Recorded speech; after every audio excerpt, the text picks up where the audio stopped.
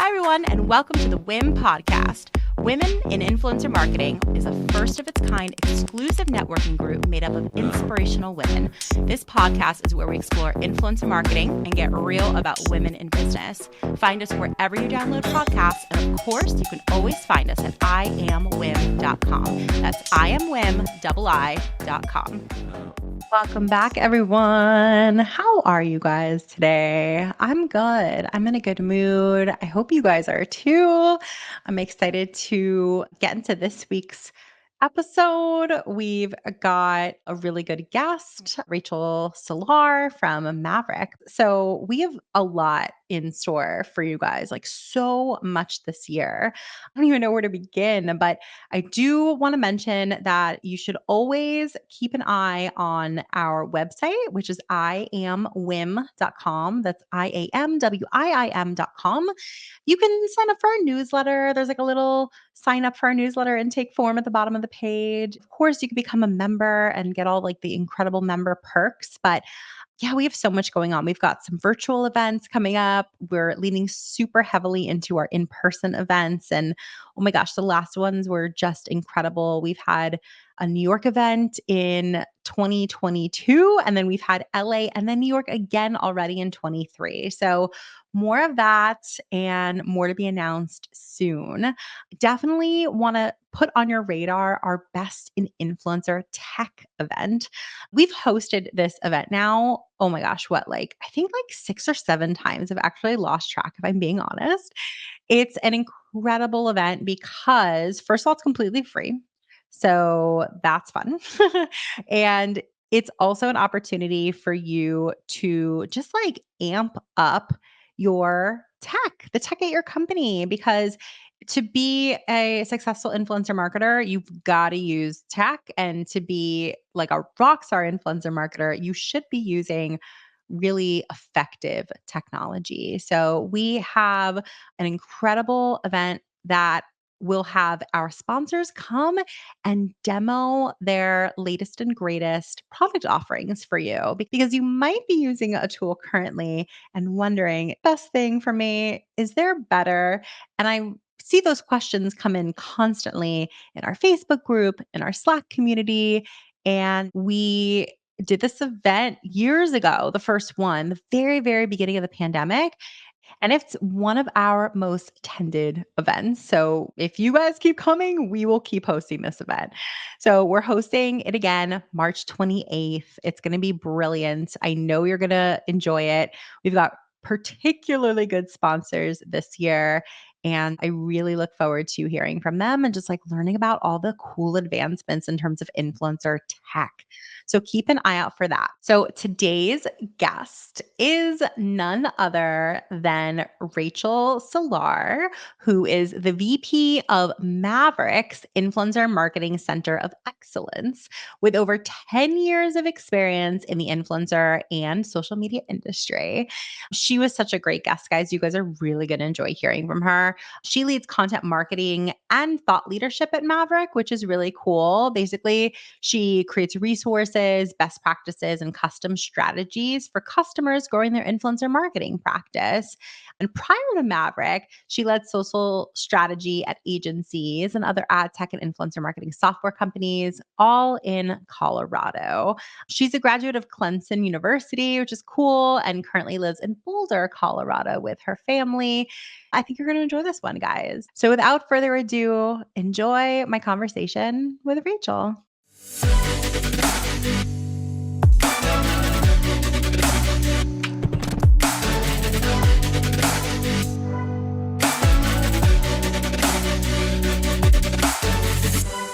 I'm super excited to have you join today. I've been like looking forward to this conversation. So from the East Coast in New York to Colorado, huge giant welcome to the show. How are you today?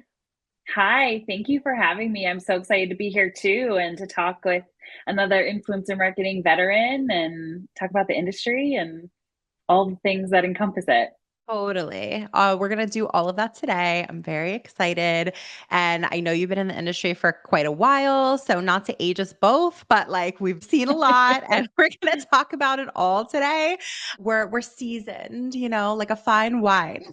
And I think that, there's a lot, it's interesting. There's actually been influx of new like members and WIM and just like listeners to the podcast. And I'm always curious. I'm like, you know, how did you hear about us? Or just like, what sort of level are you at in your career? And we have a lot of people who are like just getting started and wanting to dig in. So I want to give those folks, especially, like a really great episode today. And I know we will.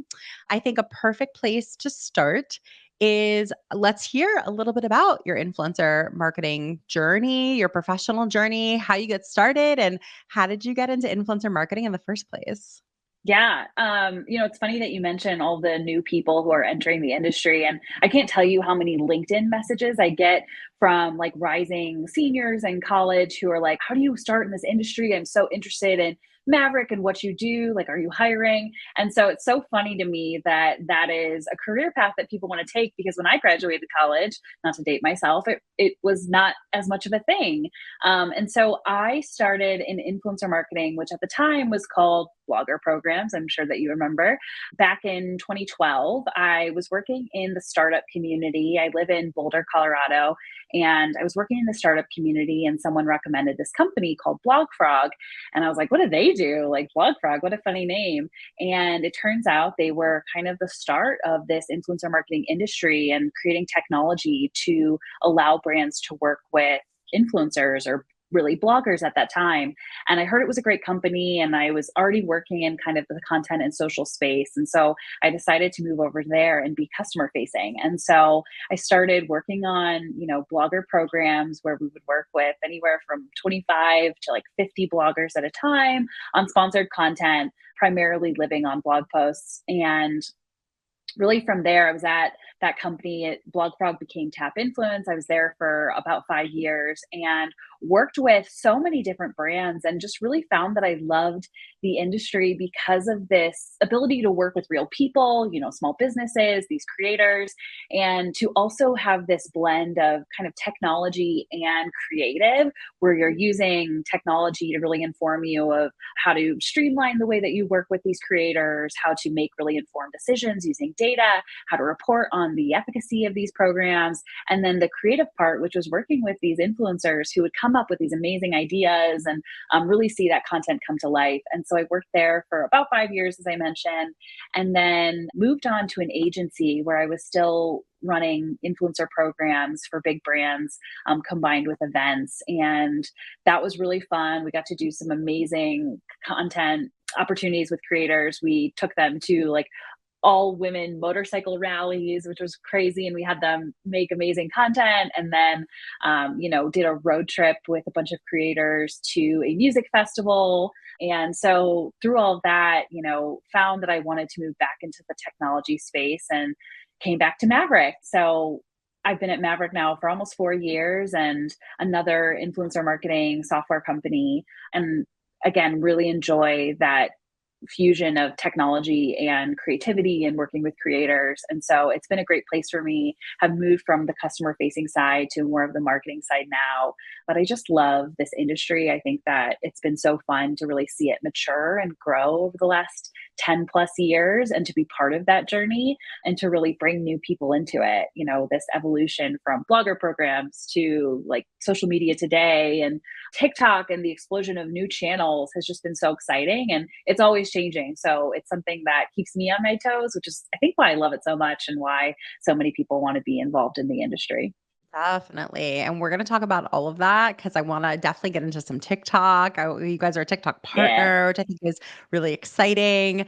And I'm hoping you have like some insider peek that the rest of us commoners don't have that you I'll could try. share. Perhaps we'll see. But, it's interesting. Like we were initially saying that I've noticed what you've noticed as well. There are a lot of like younger people who are more curious than it seems like they have been before about influencer marketing. I wonder if like academia is finally catching up and perhaps doing a better job telling, or educating their students that, it's a totally viable professional path. I put myself in someone's shoes who is just coming out of college, and I can understand I don't know, you go on like whatever job site, fill in the job, blank job site.com, and you just see all these opportunities that maybe have the words social media or have the words influencer Right. marketing in the title or description. And it's like, I don't know them yet. Like, I haven't been in the industry at all. So I don't know the players and I don't know even what to look for. And so, like, I always think it's important to humanize a job board and humanize that Hmm. search process. We try to do that with these hiring fairs that we have, but I would love to hear, like, on a human level, like, what attracted you to Mavrck in the first place? What was that decision like to start at Mavrck and transition over there? What's kept you there? And, like, I guess just generally, like, how is it unique of a company? Yeah. Maverick is such a wonderful company that not only does it keep me there because of the industry that we're in and because it's exciting and I love that aspect of it, but also the company itself and the culture that we've built. Our co-founders have worked really hard to just make everyone feel part of the company and ownerships of the culture. And we call ourselves kind of curious hustlers, which means that we're really curious and we like to figure out solve new problems and like try something new that you've never done before. And we also work really hard, but they also really care about like work life balance and making sure that, especially in a pandemic, that people feel supported in the ways that they need it. And so that's really what's kept me at Mavrck. And, I have also been afforded the opportunity to kind of shape my career at Mavrck. As I mentioned, I came in a customer facing role. I was managing our strategy and services team who works on programs for all of our customers. And I transitioned into more of this thought leadership role because I had such knowledgeable experience and I'm a thought leader myself, having been in this industry for so long, wanted to create more content about the industry and really educate people on how to do influencer marketing effectively and why they should even be making it part of their strategy because it is so important. And I think in the early days, people were like, social media, like, do I really need to invest in this? And now everyone's like, oh, of course we do. It's table stakes.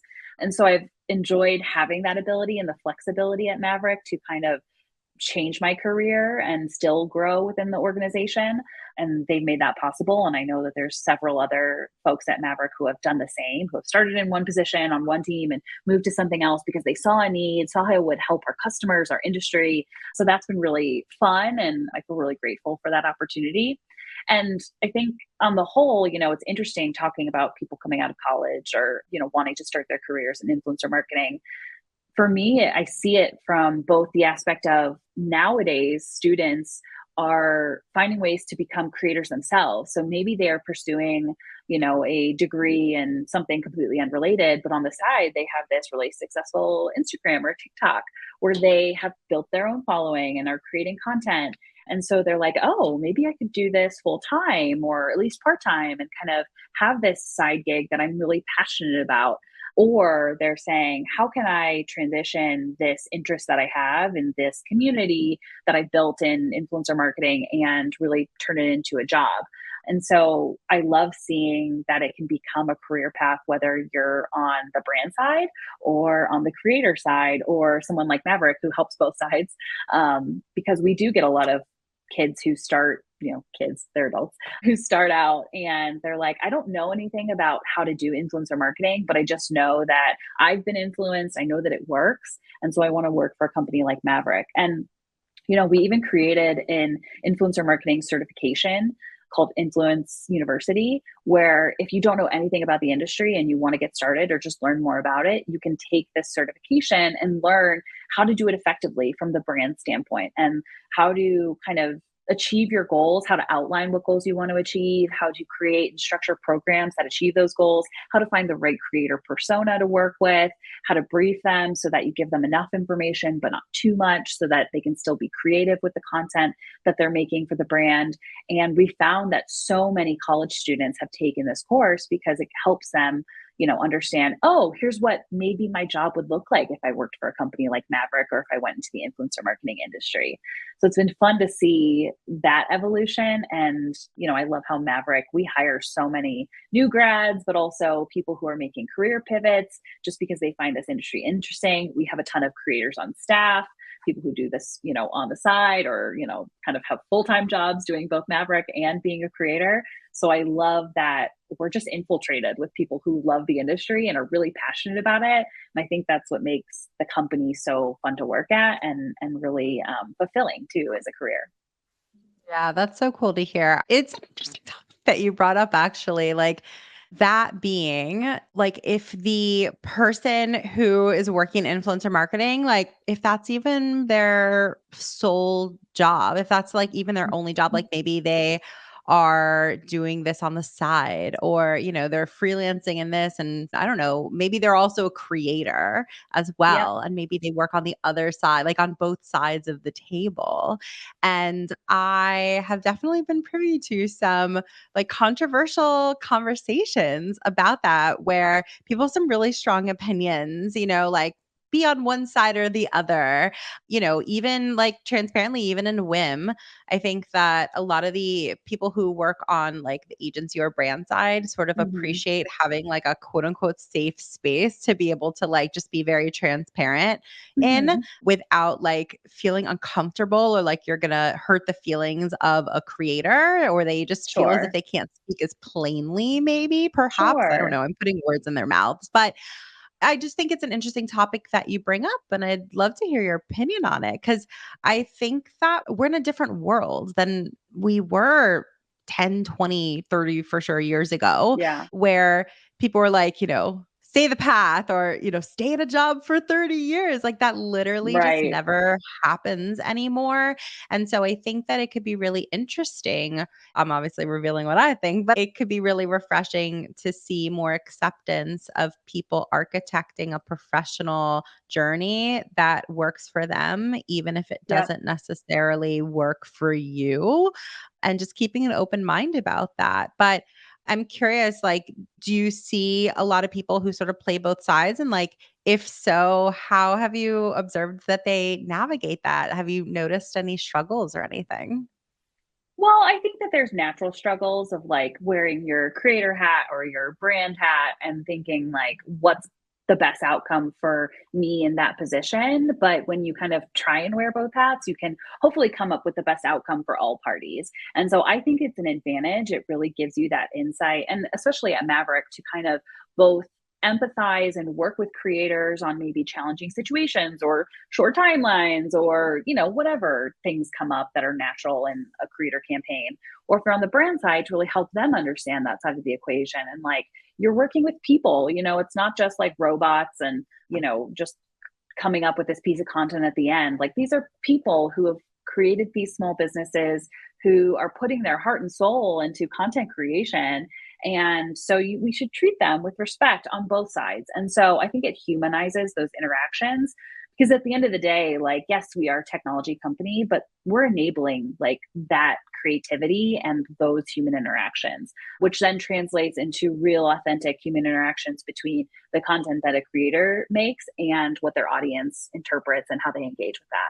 So I think it's important to just remember that we're all humans at the end of the day. We all want to be treated with respect. And the internet can sometimes make it feel like you have this something to hide behind when you're not actually like putting your face on there or face to face, especially for some creators. I know that's the relationship that they can often encounter with their audience. Is it can be really negative because people can hide behind their phone screen and leave comments that maybe are hurtful. And so when in influencer marketing, the way that we work with brands and creators, we try and humanize that. So I think for anyone who is able to wear both of those hats, it's an advantage. But we all face challenges, and it's not unique to the influencer marketing industry. This happens in any industry that you work in. But I can see your point about the whim conversations and how certain touchy subjects, and we try to provide the most balanced approach backed by data that we have. So, for example, if we're talking about rates that a creator charges and what a brand's offering, like there is a middle ground. And we know that rates have gone up, and that's natural. I mean, look at the economy that we're in. They have to go up to afford these creators to be able to, make a living doing what they're doing, and also to produce really great, effective content, because oftentimes they will maybe need a photographer or they need certain tools to make it happen. And so all of that costs money. And if you think about them, remember that it's not just these people, a lot of people use their phones, but there are other things involved in creating awesome content and maintaining those communities that they've built. And so we have to pay for that. And so brands have to remember that too. And so we try to provide a balanced approach where it's like, here's what the creator is asking for. Here's what we've seen, based on other creators of similar size or similar content. And so here's what we recommend. And then there's a negotiation, that happens between the brand and the creator. And it doesn't always amount to an agreement at the end, and that's okay. It's just approaching all of those interactions with respect. And, you know, I think that's the way that we make the industry better too, is by being really respectful in the process. 1,000%. Yeah, absolutely. And that's why I like bringing people like yourself onto the show, because I feel like you sit in a position amongst everyone else in influencer marketing where you can definitely see all sides. Mm. And I think that like your voice especially is just so important, because I think that it provides perspective and like this even keel, like reasonable perspective, so that like the ideal is that we all just amplify the industry, make it better, work better together. And, empathy goes a long way. Seeing the other person's perspective goes a really Hmm. long way. And just respect. I think like that foundation absolutely should be there, regardless of, you can have opinions about things, but like have respect and you can have your opinions too. Like both can coexist. Yes. So, speaking of your perspective, I would love to dig into some predictions for this year. We're still at the beginning of Yeah. 2023. We can do predictions, right? So, Of course. Yeah. um, so we're recording this on the 17th of February. And I bring that up because news broke, I think yesterday, that the CEO of YouTube, after a I saw. huge Hmm. long run working, I think at the company for 25 years, like I read, and the CEO for less, but I think at least 10, she's stepping down. And, we've seen other higher ups. I think the chief business officer, if I remember correctly, from Meta, who also happens to be a woman, just stepped down. Who knows if Mark Zuckerberg will ever, he'll probably like die in that position. Yeah. But we're seeing some changes and some ebbs and flows. And I certainly have my opinions about all that. But in terms of your opinions, I'd just love to hear, do you have any other predictions of what you think we can expect across the different social platforms this year? Yeah. Well, one, I love talking about predictions. It's so fun. And it's fun when even they don't come true, because you get to speculate and kind of think big for what could come in our industry. But we do put out a predictions webinar and resource every year. We thought about this. We talked with our team, and, Mavrck also acquired a company called Later last year, a social media management tool. And we did a webinar with them back in December and talked about our predictions for 2023. And one of them actually touched on kind of Google versus TikTok. And so it's interesting that you brought up the YouTube departure. Really, what one of our predictions is, like, people used to talk about, this battle for users was between TikTok and Instagram, and kind of who can make the most money and have the most users and have the most engagement. And really, what we've seen is it's going to be this battle between TikTok and Google. We've already seen it happen, YouTube coming out with their competitor to TikTok with YouTube Shorts. That's one way for them to kind of enter that arena and go more head to head for short form video, because YouTube's always been the winner for long form video. We know that. But really, to compete with TikTok, they needed something more similar that I think would lower the barrier to entry too of people creating content on YouTube, because sometimes it can be overwhelming to kind of use that system and create something more long form. And so we saw the rise of TikTok, or excuse me, YouTube Shorts. TikTok's still prevailing there. So we'll see if there's any more competition. But also, we're seeing a real competition for search. So I've seen some stats, and I can't recall them off the top of my head, but that Gen Z uses TikTok like a search platform. And so, just the way that a lot of folks use Google for search, they're using TikTok. So, whether that be about products, for example, or for like a restaurant to go to or whatever, they're using TikTok search first. And we think it's a lot because of that visual nature. But to compete with that, Google is thinking, how can we make sure that we maintain users? And so they've come up with their own competition for making Google search more attractive to especially the Gen Z cohort, using things like a vibe check or a vibe score, which is just hilarious in its name, that Google would come up with that. It seems very Gen Z, but really showcasing more user generated content in search results, video content first. And so we really do see this battle continuing to be waged over the next year, and I'm sure beyond, because Google is this huge platform that has all these different mediums to kind of attract users and retain them. And TikTok is a lot more insulated. It really just has its core product, but we could see that change. We could see TikTok coming out with more features. We've seen them introduce things like the carousel to be a little bit more Instagram like, for example. But I think we will see this battle come to head even more. So that's on the YouTube, Google, TikTok front. Something else that I'm excited to see is the way that we are leveraging creators from a brand perspective. So, sponsored content has been around forever, it will continue to be. But we are seeing brands really integrate creators more into their organizations and really think of them as the social face of their brands. So, for example, we've seen brands who have made creators their creative director to really advise, how are we putting out our brand in a audience first way, in a way that really respects the kind of content aspect and how that has the ability to really convert users to drive purchases. And so we've seen it with a couple brands, and I think we're going to see this even more. We love seeing them make creators full-time employees at brands because they want that unique perspective and really to inform where their company can go in the future. So that's been really exciting.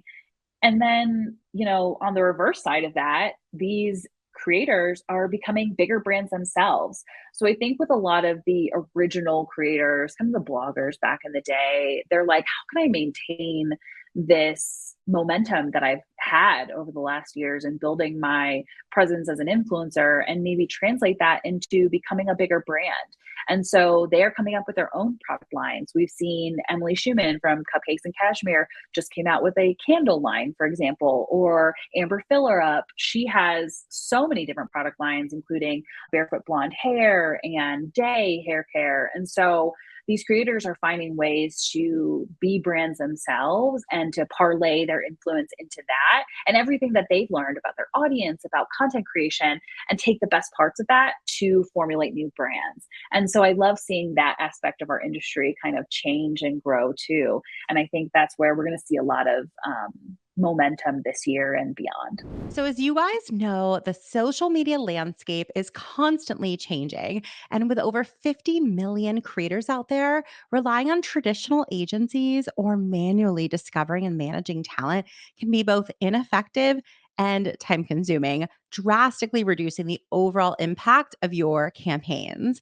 To unlock the full potential of your influencer marketing campaigns, you need a smarter and a more effective way to discover all types of creators to accelerate the customer journey. You guys need to know about Mavrck. It's the industry's trusted influencer marketing management platform, transforming the way enterprise consumer brands search and partner with the right creators, manage and scale their programs, and measure campaign effectiveness and ROI. I want you guys to check them out. Tell them that I sent you. Just head to mavrck.co. That's mavrck.co. They're an awesome company to partner with. I love talking about additional revenue streams for influencers Yeah. and just like beyond a brand partnership and how they've like ballooned into their own brands. And those are some really great ones that you referenced. And there's so many more. I don't know. Like, I want to put myself in a creator's shoes in this instance and say, if I'm just getting started, that can also be so intimidating. Like, how do I get from where I Yeah. am today to a place where I have my own brand? Like, how do I even start? How do I even think about it? What are your thoughts on that? Like, if a creator is, getting some traction, maybe they're like a micro influencer and Mhm. they have aspirations of growing it into the type of business of influencers who they follow and they admire. Are there any tips that you think they should keep in mind and that they can learn from some of the people that we've seen who've paved the way for them? Yeah. Well, I love working with micro creators to start because they have such engaged audiences and they really have that deeply personal relationship with a lot of them. And they truly care about what their audience has to say, and their audience trusts them for recommendations, whether it's for products or brands or services. And so we love working with them also because they do aspire to become bigger and to really grow their career in this way. And for any creator getting started, what I recommend is, don't just think about the outcome that you're looking for of like building influence and like growing your career this way, but think about like how you can add value to that process and what makes you different and what are you passionate about so that you can build a community around that passion, because that's how authentic communities are built. It really has to be based on something that you care about, because if you're creating content just to create content and you're not passionate about it, you're going to burn out quickly and it's going to feel hard to continue to go down that path of like, some say on TikTok, you need to be creating multiple videos a day. And if you're not passionate about it, you're going to burn out. How can you maintain that kind of upkeep to get there? And so start with what you care about, what you're passionate about, what you're interested in, and build content and community around that. So whether it be something like, if you're a comedian, that's a great way to start. Or if you're passionate about fashion or sustainability, or, my husband's really into cars, maybe it's about that. For me, it would probably be about cooking. And so build content and community around your passions, and it'll come. You'll continue to grow that way because you'll find like minded folks who really appreciate your opinion, who want to be engaged with your content. And that will give you more creativity and ideas for the future. And then maybe you'll be afforded the opportunity, or you'll come up with an amazing idea for a product line, or for a brand partnership, or starting a podcast. There's so many different, as you mentioned, revenue streams and opportunities for creators these days to grow their influence and to really make something their own. I love seeing the podcast community grow. Obviously we're here, but how the creators have really gotten into that avenue, because it's more of that long form content that can feel really authentic versus kind of being in front of your camera every day, which I think can get hard and can feel monotonous at times. So I say start with your passions and it should hopefully flow from there. And, we've seen people get burnt out, and that's totally fair. That happens in more traditional careers too.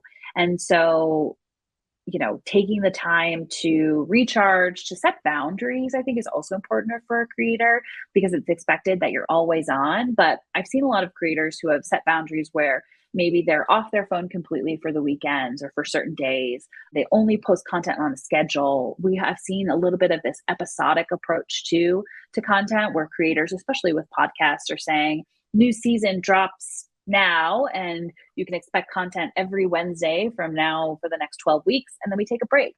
And I think that's really healthy. That helps you maintain that creativity inside, and also set some boundaries with your audience and allows them to get excited for what's coming next. So I think that is beneficial to everyone. We can't always be on. We can't always be glued to our phones or to social media. Well, we can, but it's not healthy, It's not healthy. right? It's not healthy. It's not healthy. And like, you've been in the industry long enough, like myself, that I'm sure you've seen some of maybe your favorite creators who have like talked about the mental health aspect of it Yep. and how it could be incredibly taxing to have to be fully engaged, what feels like Yes. 24/7. And I appreciate that you're bringing this up because, perhaps it's easier for us to talk about like how to set healthy boundaries in your job because we have certainly more traditional jobs than an influencer does. But like, they are the same. Like, how are they any different? I think that maybe the distinction is that, they're solopreneurs in a lot of Yes. instances and high achieving. And so, people want to say yes to everything, and they Yes. want to bend over backwards, and they just want to maximize this moment that they think maybe this will end. So Right. they just like white knuckle their way through. But I hope that if for those creators who are listening, or managers certainly who are working with creators, just to think about how to sustain your Yes. career is equally, if not more important than how to maximize this moment. Yeah. I have 2 points on that. One, the mental health aspect is so important for anyone who's using social media. We know that you can kind of lose yourself in some of the content or in the conversation or in negative comments. And actually, later, a Maverick company, they are doing a webinar in May about mental health, and it's with creators because May is Mental Health Month. And so definitely join that. It should be a really interesting conversation between creators about the mental health aspect of social media and how to really maintain healthy boundaries. But the other piece, around kind of seeing longevity in this career as a creator is building a foundation, a really strong foundation, so that you can continue to grow your career in this area. And that means those additional revenue streams, but also finding ways that are more evergreen to kind of maintain your influence, your community. For example, a lot of folks who have blogs that are not as reliant on the social media networks, but are a domain that they own completely and can gain SEO value where people will find a post that they wrote years ago and go to it. That means that you're always kind of building a community in the background. And so when you create a really strong foundation, I think it means that you can outlast kind of the 15 minutes of fame that people might expect when they go viral or what have you. So it's about hard work, but it can be done. Like, it doesn't need to feel like you need to burn yourself out just to, maintain your presence after one big hit. It's about consistency, I think, for creators It and is. for And, brands, of course. for all of us, like for all Yes. of us. And I hope that, mindset is just so important, and mental health is so important. These are really important things. And I can put myself in someone's shoes and relate to just being heads down to the work and just like making the most out of it. So I think that just like looking up for air every little bit, and just having perspective and looking beyond the next week, month, or even year to say, like, what do Hmm. I want 10 years from now? Like, how can Yes. what I'm doing now support that? Like, that's some of the coaching that I do. And I always think like good coaches have good coaches. So I, have Hmm. wonderful business I coaches love in my my coach. life who, yes. Oh my gosh, I love that. Wait, can you talk about your coach a little bit? That would be so interesting Sure. to Yeah. hear. Well, another reason I love Maverick is because we really support learning and development and kind of professional development. And one of the things that they offer a lot of their managers and senior leaders is a professional coach. And so I work with a wonderful woman named Jill, who is an industry veteran. She used to work for Microsoft and now she has her coaching business, but she's been on the marketing side. She's been a woman executive and kind of faced a lot of things that, I haven't been able to get some of that mentorship directly in my career always. And so having this person who's been there has been fantastic. And we work on things that are important for career growth or being a manager, being a leader. She is fascinated to hear about the growth of influencer marketing and is always asking me questions. But I love that. And I think that that's something that has helped me tremendously in my career and something that I want to pass down to others who either I manage or indirectly manage or just work with. And I think is also something that we're seeing with creators. They're like, how can I learn from those who have come before me? And so I think that it's always important to have mentorship and, either professional coaching or kind of informal mentorship. And I've been lucky to work with wonderful people as well, especially in the influencer marketing industry, and to kind of gain their mentorship and friendship over the years, both at Maverick, at Tap Influence, and otherwise. So I think it's important to pass it down. It's what helps us move further in our career. And that's why, too, when I get messages on LinkedIn about like, how do I get started in influencer marketing? I'm always willing to help. I want to tell people about the industry and why I love it, but also help them get their foot in the door because that's really important. It's very important. Okay, well, first of all, we're gonna definitely link your LinkedIn URL in our show notes. Yeah, So, please um, message me. I'll love to talk about influencer marketing, Maverick, any of the above.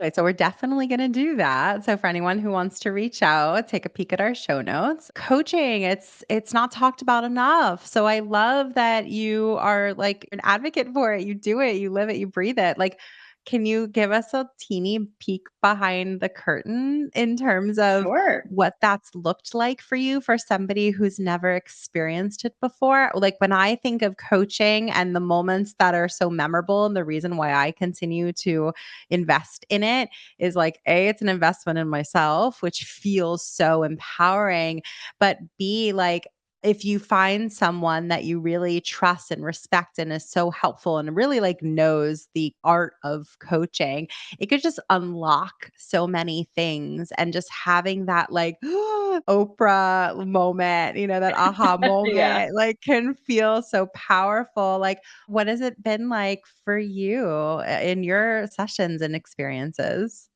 Yeah. Well, I should also say that as I'm the daughter of a psychologist, a therapist, and so I really think that investing in yourself, whether it be in your mental health, in your career path, what have you, is incredibly important. And taking that time to focus on, making yourself better allows you to be the best person for those around you too, whether it be in a professional setting or in a personal setting. So I'll say that first. But I love my coach, Jill. She's fantastic. And it's changed throughout my career. We've been working together for, I guess, coming up on 3 years, and we've worked on different things. In the beginning, it was when I had just joined Maverick's leadership team, and it was talking about my leadership presence because I, want to make sure that my voice is in the room and how can I make my point effectively and kind of have that courage and overcome things like imposter syndrome, which so many of us face and encounter. And so it was working on things like that. And then she gives me tools to work with. So we talked about achievement and kind of I'm a type A person and I like being very organized. And we talk about things like how can you balance organization and being prepared and all the best parts of that with some of the best parts of spontaneity and working off the cuff. And so we talk about that like duality of holding two things at the same time and taking the best parts from both because there can be negative parts from both too if you over index on organization, for example. And so I've learned those kinds of tools and frameworks. One thing that we talk about a lot with my coach and also at Maverick is this above the line and below the line thinking. There's a great YouTube video on it I can share, but it really talks about when you're above the line, you're thinking about what's best for the organization. How can I make all those rise up with me? How can I support my colleagues for the best outcome versus below the line thinking, which can be very selfish thinking or doing what's best for me or thinking about how does this affect me and not my team.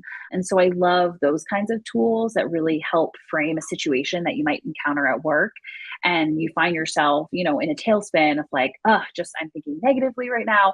How can I put a new spin on this and think positively?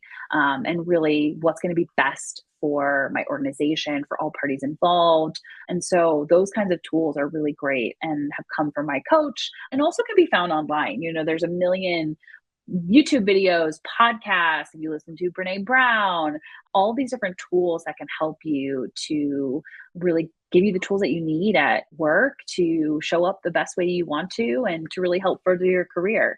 And so that's been really important to me. And also taking that knowledge that I have and some of those passions I have and putting them in other areas that can help others. So whether that be mentoring, like we talked about, or focusing on, DE&I efforts at Maverick, which is really important to us as an organization. Those are the types of projects and skill sets I can work on with my coach that I'm really grateful for. Oh, that's so good. That's so cool. I love the idea of, first of all, just investing back into yourself. And the fact that, just because we stop going to school after college or master's, or some of us high school, like, you never stop learning. And Yeah. there's so many resources post academia where you can continue to find tools, like you mentioned, that can just unlock things and improve things and just continue to teach all Mhm. of us better ways. And it's so funny. Like, I'm such a proponent for therapy. So I wonder if there's something there. Like, if you love therapy and you love self improvement, you'll love coaching, because there's, a through line there. It's like this self exploration professionally. And like, how fulfilling is that? So, my last question for you today, I'm so bummed that we're running out of time, but like, my last question, I would be remiss if I didn't bring it back to, campaigns and just like Yes. some practical advice for folks as well. Although I love these conversations about self improvement, I could talk about it all day. Um, but I know a lot of people listening to this podcast, they see that you have, like a decade of experience in influencer marketing, and they're listening, and they're also maybe coming to this podcast to hear practical advice on how to see results. And, I always want to help those folks as much as humanly possible. So if you could articulate some influencer campaign tactics that you've seen, you've observed, whether it's your campaigns or just ones you've observed, that you'd recommend to others who really just want to see results, growth, like, Mhm. downloads, click throughs, like whatever, but growth, or like results from. Can you share a few of those with our audience? Of course. So, we were talking a little bit ago about the foundation that you build as a creator and how to make this sustainable. And I think the same goes for how to approach campaigns, working with creators as a brand.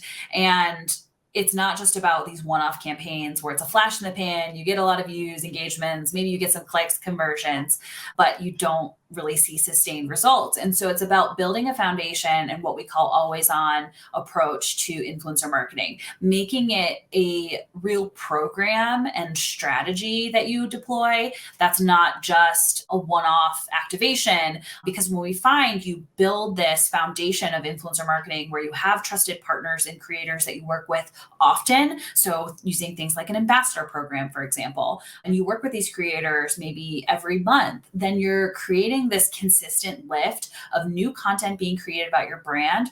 You're also building further trust with their audience. So the more that a creator posts about your brand and the audience associates your brand with that creator, the more trust that you build with their audience and the more likely they are to purchase your product. Because the first time that they see your, sponsored content through a creator, they might think, "Oh, that's interesting," but they might not be ready to buy yet. But the next time they see it and the next time, and then when they are ready to buy, you're going to be top of mind because you've been that consistent presence and you're working with someone who they already trust. And so it's all about building that trust and making it consistent. So we recommend things like ambassador programs, working with creators, on a consistent basis, because it also allows you to get that consistent lift in performance.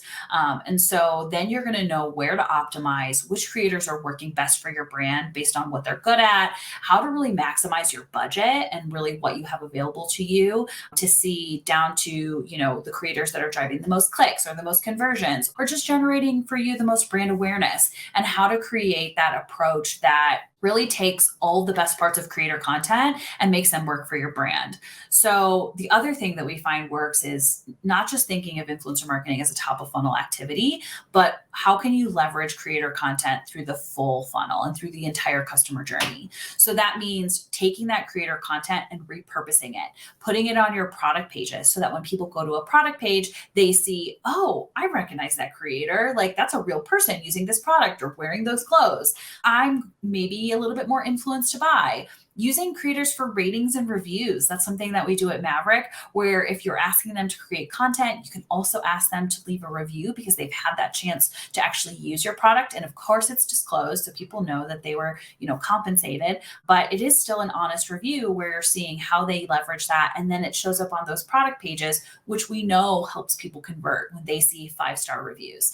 So taking this creator content and putting it in all these places on the customer journey so that people are exposed to it multiple times and really drives them to conversion. And that's going to get brands the results that they want. And so we help brands do that at Mavrck. We really show them all the ways that they can do that. We have integrations with other platforms that allow you to do that for ratings and reviews, for content syndication and amplification. We help you leverage that creator content in paid ads. So if you want to do more ads on social media, or, use creator content in display ads, or even, on billboards, let's say, we allow you to do all of that. And so I think it's just important to make it a through line and not just treat, an influencer program as a one-off, but make it a through line in all of your content and really the way that you go about marketing, because that is the consumer journey today. We go online to see what people are recommending, and we'll look at posts that are years old even, but we're also using TikTok search to see, hey, I need a new pair of jeans, like, what's the most popular brand? It's probably Abercrombie, because that's what everyone's posting about on TikTok. But using all of those different areas available to you to really show creator content, because we know that it's more authentic and more trusted than brand content. And that's going to help people convert and get brands the results that they want. So good. I feel like the theme of this episode is how to invest in the right places to Yes. see results in your campaigns and yourself, all of the things. So this has been so much fun reconnecting with you and chatting with you today. Like I mentioned, we will definitely link your LinkedIn that you mentioned in the show notes, because I want our audience to be able to get in touch when inevitably they're like, oh, I want to connect with her further. And so is that the best way for people to connect with you if they want to reach out? Yes, for me personally, definitely go to my LinkedIn, and then go to mavrck.co. That's mavrck.co. We have so much content, and really our goal is to create educational content that allows you to understand how to do influencer marketing well, to understand both the marketer perspective and the creator perspective. And so check out our blog, check out our resources, check out Influence University. We have so much available that will just help you understand. And, if you have any questions specifically, you can reach out to me. And then also check out later.com. They are a Mavrck company, and they help with social media management if you want to schedule your posts. But yeah, visit us on our website, on our Instagram, on our TikTok. We got all of them, so we can link them below. It's like wherever you are, we are as well. And Yes. so pick your place. I love that so much. I appreciate that. I'm going to check out the Influencer University. I find that fascinating. And I feel like people are asking for resources like that often, and I never really know where to point them. I don't know whose resource is going to be particularly good. So I'm really excited to check out Yes. yours. It's free. Yeah. Influence University. It's free. We'll link it. That's awesome. We'll definitely link that. Thank you so, so much for coming on today, and we will see you guys next week. If you enjoyed this episode, we gotta have you back. Check out our website for more ways to get involved, including all the information you need about joining our collective. You can check out all the information at iamwim.com. Leave us a review, a rating, but the most important thing that we could ask you to do is to share this podcast. Thanks for listening. Tune in next week. Tune in next week.